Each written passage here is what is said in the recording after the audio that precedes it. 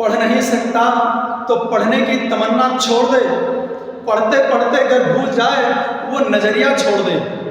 पढ़ नहीं सकता तो पढ़ने की तमन्ना छोड़ दे, पढ़ते पढ़ते अगर भूल जाए वो नजरिया छोड़ दे। बिना पिटाई के तो तुम पढ़ते नहीं, बिना पिटाई के तो तुम पढ़ते नहीं, और टीचर से कहते हो पीटना छोड़ दे।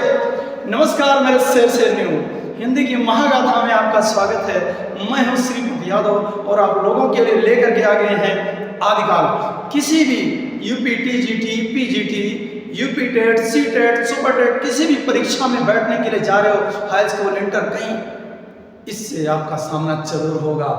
पूछा जाएगा आदिकाल को कितने भागों में बांटा गया है, आदिकाल के प्रमुख कवियों का नाम बताइए। जवाब कहां से देंगे? यहां से दीजिएगा, देर नहीं करते हैं। सबसे पहले आ जाते हैं हिंदी की महागाथा में आदिकाल के काल विभाजन के साथ। पहला कहता है कि जो आदिकाल का विभाजन है वह है सिद्ध साहित्य।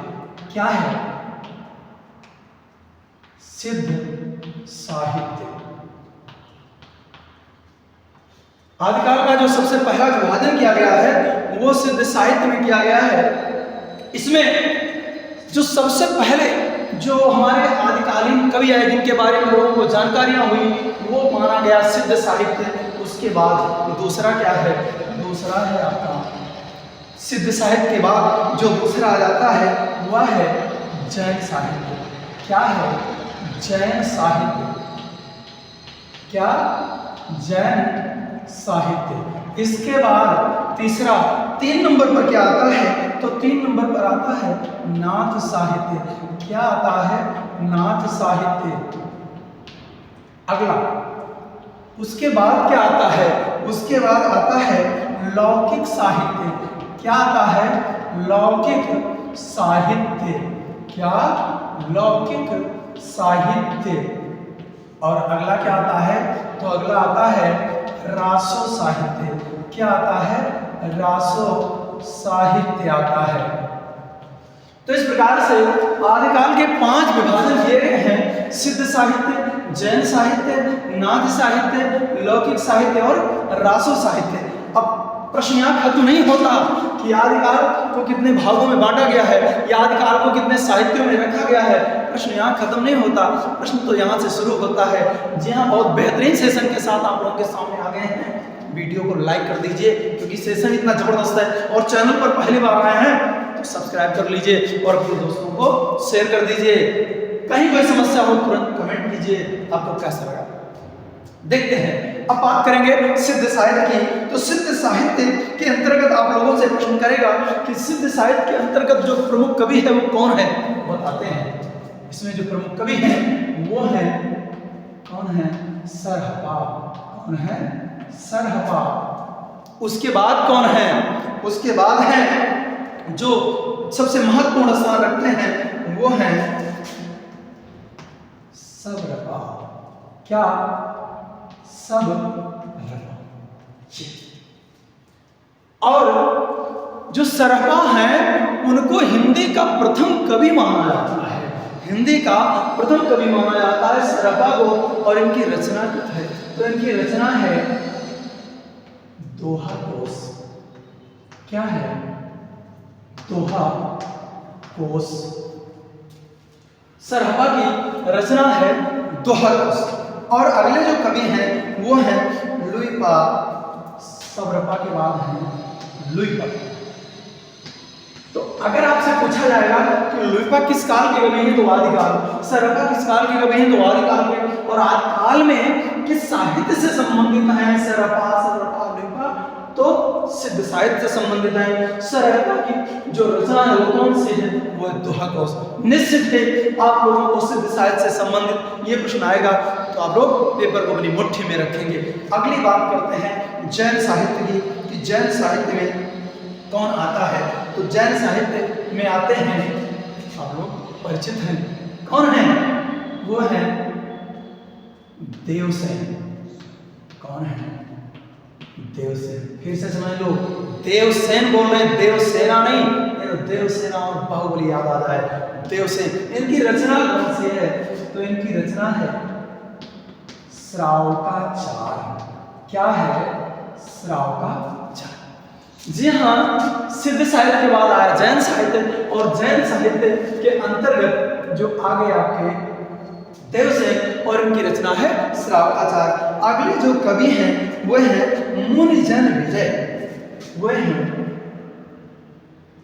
मुनिजन विजय। इनकी जो रचना है वो है भारतेश्वर बाहुबली रास। नंबर 1 पर है देवसेन और इनकी रचना है श्रावकाचार। नंबर 2 पर है मुनि जिन विजय, जिनकी रचना है भारतेश्वर बाहुबली रास। अब बात करते हैं नाथ साहित्य की, जो हमारे इस आदिकाल के अंतर्गत बड़ा ही महत्वपूर्ण स्थान रखता है। नाथ साहित्य, और नाथ साहित्य इसके जो कवि हैं वो हैं गोरखनाथ। कौन है? गोरखनाथ। नाथ साहित्य के जो कवि हैं वो है गोरखनाथ, और इनकी रचना कौन सी है? तो इनकी रचना है गोरखवाणी। क्या है? गोरखवाणी। आदिकाल से संबंधित जो कवि हैं और उनकी जो रचनाएं हैं बहुत मुश्किल से मिलती हैं। जिन रचनाओं को अक्सर पूछा जाता है, उन रचनाओं को लेकर के आए हैं, और निश्चित है आपसे पूछा जाएगा, तो आप लोग अपने महत्वपूर्ण उस प्रश्न को सॉल्व करके जरूर आएंगे, धुआं करके आएंगे। तो नाथ साहित्य के जो प्रमुख कवि हैं या नाथ साहित्य के जो प्रवर्तक हैं वो गोरखनाथ हैं, और इनके जो रचना है वह है गोरखवाणी। अब बात करते हैं अगली लौकिक साहित्य की। तो लौकिक साहित्य जो बड़ा ही महत्वपूर्ण है, इसमें जो वर्तमान समय की परिस्थितियां इससे काफी मिलती जुलती हैं, और इसमें जो आप लोग जानते हैं वो है आमिर खान, नहीं, आमिर खुसरो।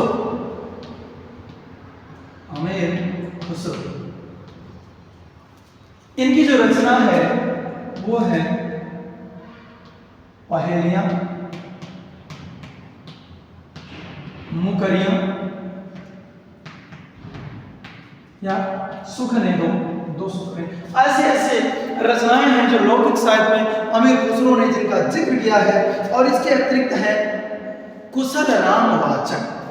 इनके अतिरिक्त एक और है, वो है कुशल राय वाचक।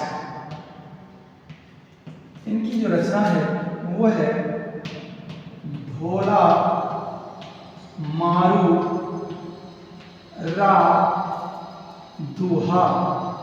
जी हाँ, ये कुशल राय वाचक है जिनकी रचना है भोला मारू रा दुहा। अगले जो सबसे महत्वपूर्ण हम यूं कहें कि जिससे सबसे ज्यादा बार प्रश्न पूछा गया है वह है रासो साहित्य। क्या है? रासो साहित्य है। इस रासो साहित्य से सबसे ज्यादा बार और सबसे ज्यादा प्रश्न पूछे गए हैं। तो रासो साहित्य जिससे कि आप लोग अक्सर परिचित होंगे, इसमें कोई दो राय नहीं है। इसमें जो सबसे प्रथम सबसे महत्वपूर्ण जो कवि है वह है, कौन है? तो वह है चंद्रवरदाई। कौन है? चंद्रवरदाई। आदिकाल के रासो साहित्य के जो सबसे महत्वपूर्ण कवि हैं चंद्रवरदाई हैं। इनकी रचना कौन सी है? तो बच्चा जानता है इनकी रचना कौन सी है। इनकी रचना है पृथ्वीराज रासो। क्या है? पृथ्वीराज रासो। ये हिंदी का प्रथम महाकाव्य, याद रखना आप लोग, हिंदी का प्रथम महाकाव्य कौन सा है? पृथ्वीराज रासो। तो सबसे ज्यादा जो प्रश्न पूछा गया है महाकाव्य से संबंधित हुआ है पृथ्वीराज रासो। ये किस काल का है? तो आदिकाल का है। और जो पृथ्वीराज रासो इसके रचनाकार कौन है? तो है चंद्रवरदायी। इसके बाद जो दूसरे महत्वपूर्ण कवि हैं रासो साहित्य के, वह हैं दलपति विजय। दलपति विजय, इनकी रचना है खुमार रासो। क्या है? खुमार रासो। चंद्रवरदायी के बाद महत्वपूर्ण कवि दलपति विजय, इनकी रचना है खुमार रासो। अगले जो कवि हैं जो सबसे महत्वपूर्ण है वो है नरपति नाग। नरपति नाग, ये जो महत्वपूर्ण कवि हैं और इनकी जो रचना है वो भी बहुत महत्वपूर्ण है। इनकी रचना कौन से है? तो रचना है बीसल देव रासो। क्या है? बीसल देव रासो। बीसल देव रासो। तो चंद्रवरदायी, दलपति विजय, नरपति नाग, और इसके बाद उस व्यक्ति का नाम आता है जिसे बच्चा बच्चा जानता है। कौन है वो? जगनिक। रचना इनकी है परमाल रासो। क्या है? परमाल रासो, जिसे आलखंड भी कहा जाता है। क्या कहा जाता है? आलखंड, जिसमें आल्हा और मुगल दो महान वीरों का जिक्र किया है जगनिक ने। इसके बाद जगनिक के बाद जो सबसे महत्वपूर्ण कवि है वो है सारंगधर। कौन है? सारंगधर। और इनकी जो रचना है सारंगधर की, वो रचना है जिससे आप निश्चित परिचित होंगे क्योंकि बच्चा बच्चा जानता है। कौन सी? हमीर रासो।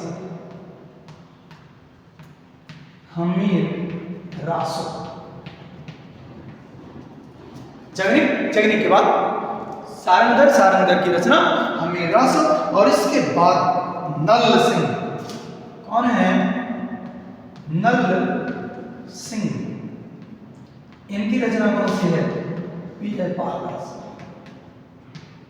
विजय पाल रासो। ये आगे नल सिंह की रचना विजय पाल रासो। और इसके बाद आते हैं मधुकर। कौन है? मधुकर, इनकी रचना है जयमयंक। क्या? जयमयंक जस चंद्रिका। जयमयंक जस चंद्रिका। और इस रासो साहित्य से संबंधित जो सब जितने आपने महत्वपूर्ण कवि पढ़े, उन कवियों में एक अंतिम कवि हैं, वो है केदार भट्ट। कौन है? केदार भट्ट। केदार भट्ट। इस श्रेणी में जो अंतिम महत्वपूर्ण, याद रखना इसकी बात मैंने की, जो महत्वपूर्ण कवि उनकी बात करनी तो समझो कि आजकल में इसके बाद कोई कवि ही नहीं। जो अंतिम महत्वपूर्ण कवि है वो है केदार भट्ट। और इनकी जो रचना है वो है जयचंद्र प्रकाश। क्या है? वो है जयचंद्र प्रकाश। इतने कवियों को अगर आपने याद कर लिया आदिकाल से संबंधित, मैं ये समझता हूं आप पेपर में धुआं करके आओगे, अपनी सफलता को अपनी मुट्ठी में रखोगे, इसमें कोई संशय नहीं है। इतने कवि कि आपसे पूछा जाएगा कि आदिकाल को कितने भागों में, कितने साहित्यों में बांटा गया है, तो 5 साहित्य में कौन कौन से?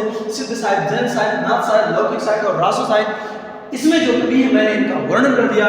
फिर से बता दे रहे हैं कि आदिकाल से सबसे ज्यादा प्रश्न जो पूछे जाते हैं वो रासो साहित्य से पूछे जाते हैं, और रासो साहित्य का जिक्र हमने यहाँ पर कर दिया है। अगर रासो साहित्य से, या हम यूँ कहेंगे आदिकाल से संबंधित आपसे प्रश्न बनता है, प्रश्न पूछा जाता है, तो इससे बाहर आपसे प्रश्न नहीं पूछेगा निश्चित। अब बात करते हैं आदिकाल की विशेषता की। अब तक आपने पढ़ा आदिकाल के काल विभाजन की, उसके प्रमुख कवियों की, उनकी प्रमुख रचनाओं की। अब बात करेंगे हम आदिकाल की विशेषता। तो ये है आपका आदिकाल। अब हम बात करेंगे विशेषताएं। विशेषताएं किसकी विशेषताएं? तो आदिकाल की विशेषताएं। आदिकाल की विशेषताओं में जो बच्चा जानता है, सबसे महत्वपूर्ण विशेषता क्या है? वह है आश्रयदाता राजाओं की प्रशंसा। क्या है? पहली विशेषता है वह है आश्रयदाता राजाओं की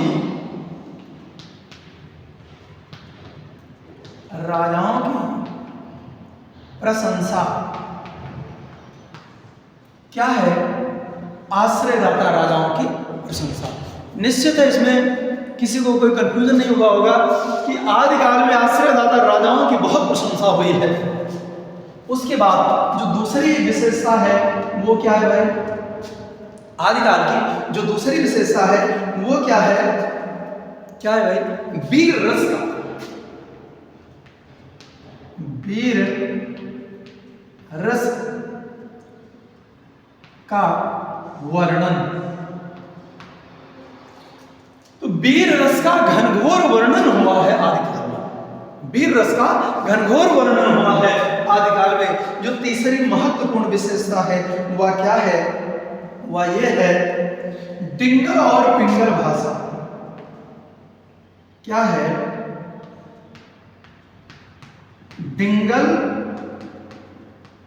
पिंगल भाषा का प्रयोग। जो आदिकाल के कवि हैं उन्होंने डिंगल और पिंगल भाषा का प्रयोग किया। कहोगे डिंगल और पिंगल क्या है? तो डिंगल में जिसमें बहुत लंबी लंबी डेंगे मारी जाती थी, पिंगल मतलब थोड़ी प्रिय रहती थी। तो जिसमें राजस्थानी और बुंदेलखंड के शब्दों की प्रचुरता थी वो तो डिंगल थी, जिसमें राजस्थानी और ब्रजभाषा के शब्दों की प्रचुरता थी वो थे डिंगल। वीडियो को लाइक कर दीजिए अगर आपने अब तक लाइक नहीं किया है तो। अगर पहली बार आए हैं तो सब्सक्राइब कर लीजिए। अगली विशेषता जो आदिकाल की चौथी सबसे महत्वपूर्ण विशेषता है वह है युद्धों का सजीव वर्णन। क्या है? युद्धों का सजीव वर्णन। राजा लोग जब युद्ध करने के लिए जाते थे तो अपने साथ कवियों को लेके जाते थे। कवि युद्ध करते हुए राजा को देख करके उनकी महानता का, उनकी वीरता का वर्णन करते थे और जरूरत पड़ जाती थी तो युद्ध करने के लिए भी तैयार रहते थे। तो युद्धों का सजीव वर्णन। अगली विशेषता है जो पांचवी विशेषता है वह है सामूहिक राष्ट्रीयता की भावना का अभाव।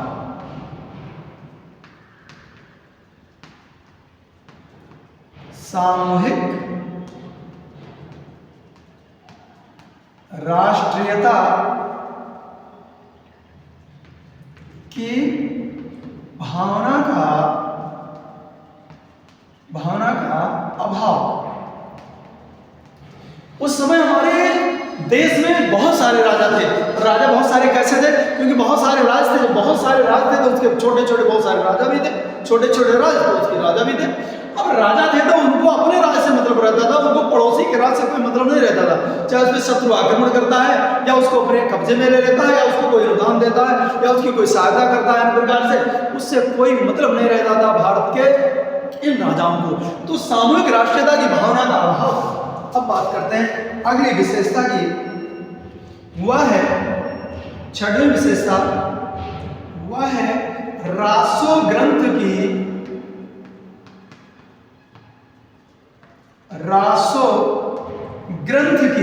अधिकता। क्या है? रासो ग्रंथ की अधिकता।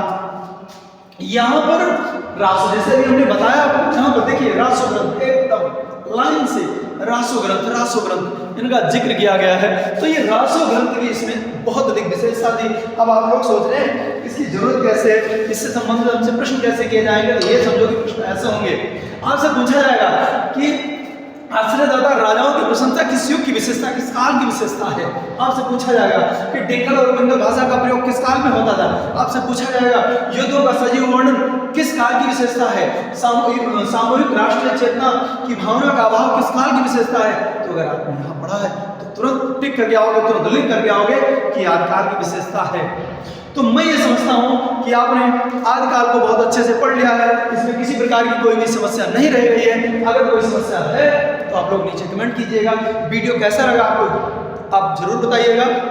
ऐसे ही सुंदर से बेहतरीन वीडियो के लिए, अच्छी क्लास के लिए आप लोग हमारे चैनल को सब्सक्राइब कर लीजिए। अगर आप UP TGT, PGT, UP TT, CTET, super TET की तैयारी कर रहे हैं तो ऐसे बेहतरीन क्लास के लिए हमारे चैनल को सब्सक्राइब कर लीजिए। वीडियो को लाइक कर दीजिए, जब तक लाइक नहीं किया है तो मिलते हैं अगले वीडियो में। तब तक के लिए नमस्कार, जय हिंद, जय हिंदी।